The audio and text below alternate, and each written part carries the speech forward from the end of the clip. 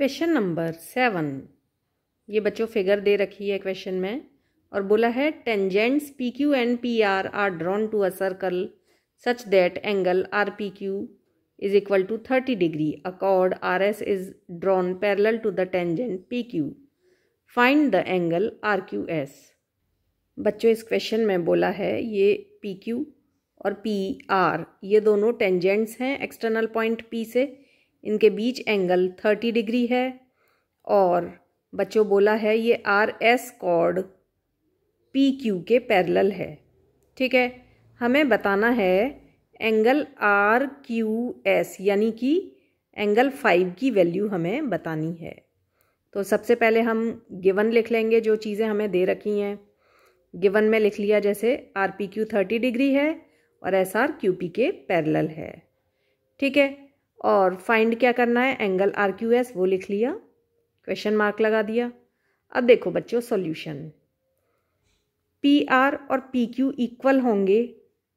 P R और P Q equal होते हैं ना, क्योंकि टेंजेंट्स हैं ये एक्सटर्नल पॉइंट से, ये इक्वल होते हैं.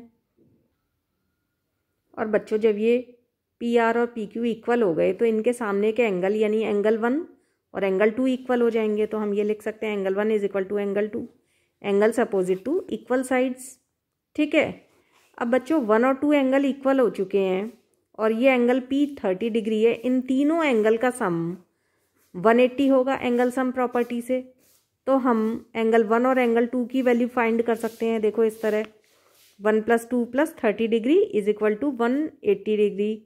तो एंगल 1 और एंगल 2 इक्वल तो हैं ही, तो हमने इनको जैसे लिख दिया एंगल 2 का डबल, मतलब twice of angle 2 + 30 degree is equal to 180 degree. तो एंगल 2 का डबल कितना आ गया, 180 - 30 करेंगे तो 150. तो एंगल 2 आ जाएगा बच्चों 150/2 यानी कि 75 डिग्री.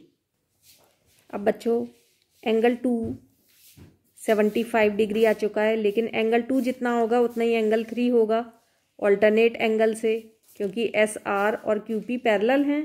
तो एंगल 2 और 3 इक्वल हुए ऑल्टरनेट एंगल की वजह से. इसी तरह बच्चों एंगल 2 एंगल 4 के इक्वल होगा ऑल्टरनेट सेगमेंट थ्योरम से. ठीक है, तो एंगल 2 75 है तो 4 भी 75.